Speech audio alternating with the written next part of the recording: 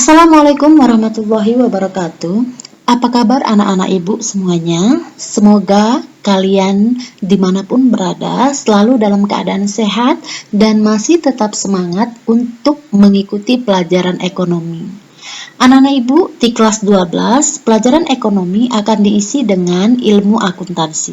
Saya yakin ilmu akuntansi ini baru pertama sekali kamu dengar, tetapi kamu gak usah pening dan gak usah pusing. Karena ilmu akuntansi ini adalah ilmu yang cukup menarik dan cukup nyentrik. Jadi anak-anak ibu semangat untuk mempelajari akuntansi. Nah, untuk pembelajaran daring kita yang pertama, kita akan mempelajari tentang akuntansi sebagai sistem informasi. Dalam semester 5 ini, kita akan mempelajari khusus perusahaan jasa, sedangkan nanti di semester 6, kita akan mempelajari khusus perusahaan dagang. Lalu, tujuan pembelajaran kita pada pertemuan daring yang pertama ini adalah, yang pertama, setelah menjelaskan materi ini, maka diharapkan nantinya kamu sebagai siswa-siswi ibu mampu menjelaskan sejarah akuntansi di dunia dan di Indonesia. Lalu tujuan pembelajaran yang kedua yaitu siswa mampu mendeskripsikan pengertian manfaat akuntansi dan pemakai informasi akuntansi dengan tepat.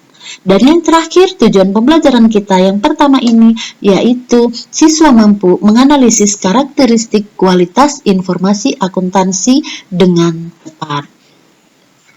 Baik anak-anak ibu, kita mulai konsep dasar akuntansi. Bagaimanakah perkembangan akuntansi di dunia?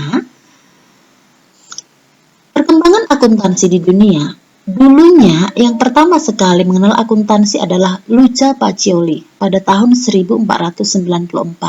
Pada saat itu dia melaporkan pembukuannya dengan menggunakan sistem tata buku berpasangan atau double entry bookkeeping.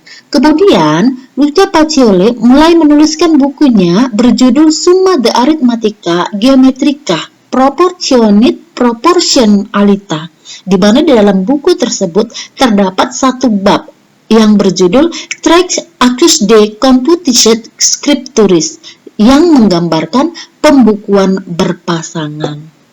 Lalu, awalnya negara Eropa itu menggunakan sistem kontinental. Apa itu sistem kontinental? Ini adalah sistem yang melakukan pembukuan masih sangat sederhana sekali dan biasanya digunakan oleh perusahaan-perusahaan kecil.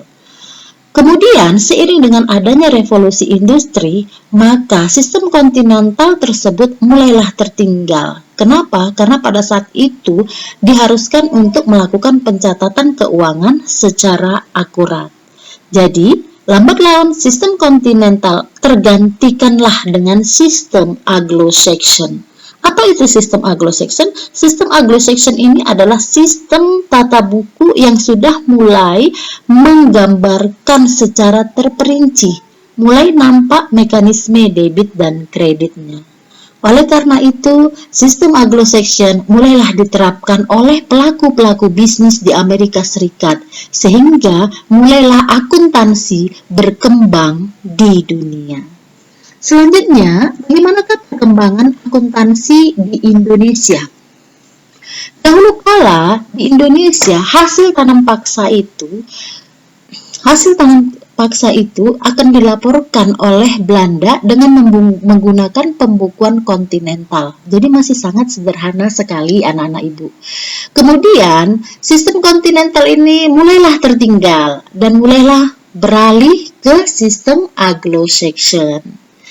Kemudian perubahan sistem kontinental ke sistem Anglo-Saxon ini tidak lepas dari peran Bank Dunia, di mana pada saat itu Bank Dunia lah yang menyalurkan pinjaman kepada Indonesia.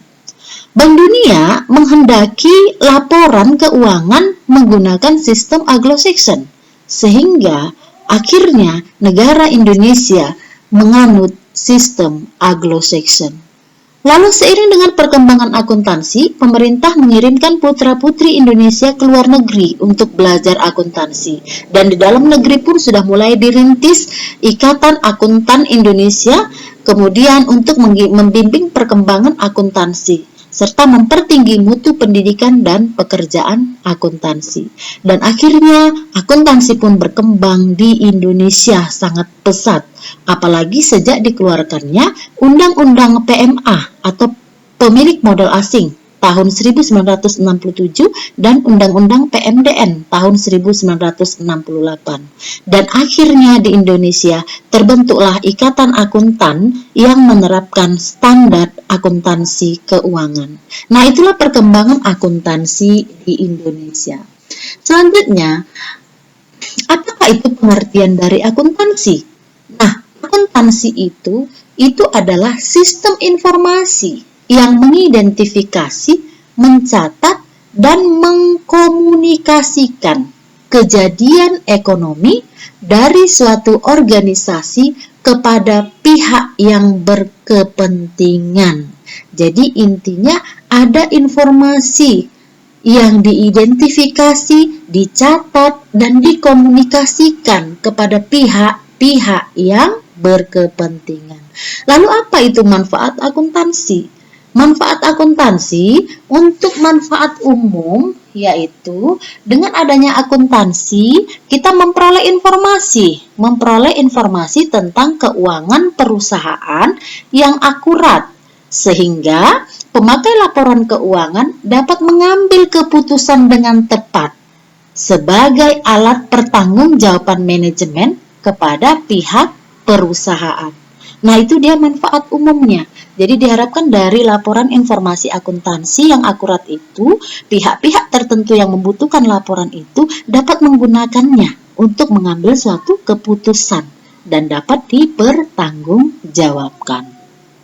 Sedangkan manfaat khususnya yaitu memberikan informasi keuangan yang dapat dipercaya, memperoleh laba, informasi mengenai kebijakan yang digunakan perusahaan, serta aktivitas pembiayaan dan investasi.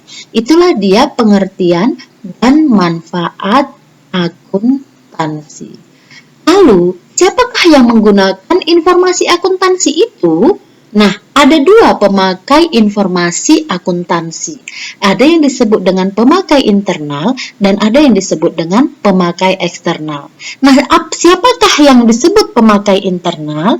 Nah, yang dikatakan pemakai internal itu adalah pihak yang melakukan perencanaan, pengorganisasian, pengarahan, dan pengendalian organisasi seperti manajer pemasaran, kepala bagian produksi, dan direktur keuangan. Ini termasuk pemakai internal informasi akuntansi perusahaan.